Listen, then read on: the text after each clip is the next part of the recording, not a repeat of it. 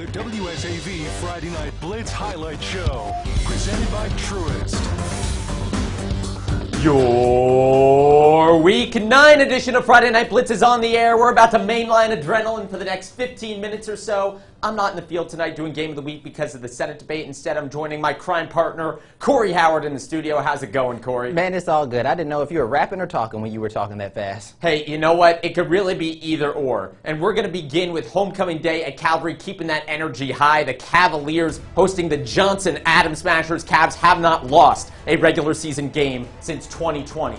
First play of the game, Jake Merklinger has his tight end Michael Smith wide open down the field for a long touchdown pass, and blinded by the lighter. That would have been 6, but don't worry, Calvary had more than enough big plays to compensate. Same drive, ball on the 29-yard line. Merklinger to the junior Caden Arnold, who's fit for a circus act with that catch, stunting on the Atom Smashers. Cavs strike first.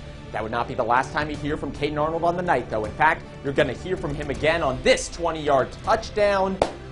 Caden Arnold, what more is there to say? Calvary Day pitching a shutout. They are now 6-0 with this win over the Atom Smashers. I love that, Andrew. I love the energy. Andrew, Benedictine looked good last week in region play against Burke. Tonight, they had Southeast Bullock, who's trying to get back on track. Our highlights begin with the opening kickoff, and it's going to be Thomas Blackshear.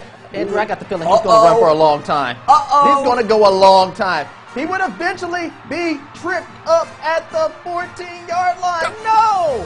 But hey, Luke Romanhawk says he'll hand off the ball to Zaquan Bryan, who goes up and over the defense. Benedictine gets a 7-0 lead. Benedictine, they're not done either.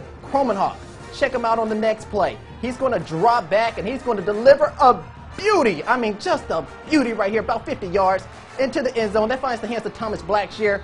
How about one more Benedictine touchdown? He looks like Holden Gerner, doesn't he? Yes, he does. A lot like him. The resemblance. Easy money for Benedictine on this touchdown. They would have a 21-0 lead at the end of the first quarter. They went on to win this game. Final score 52-7.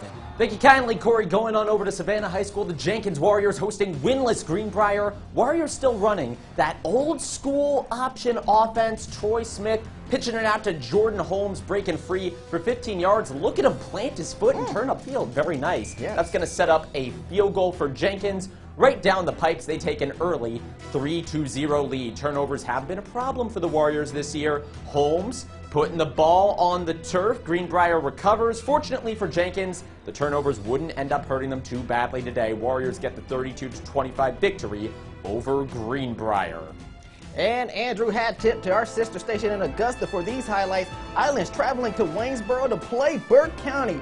And if you wondered who would win in a fight between a shark and a bear, well, this game provided strong data for a bear. Burke County pretty much did whatever they wanted.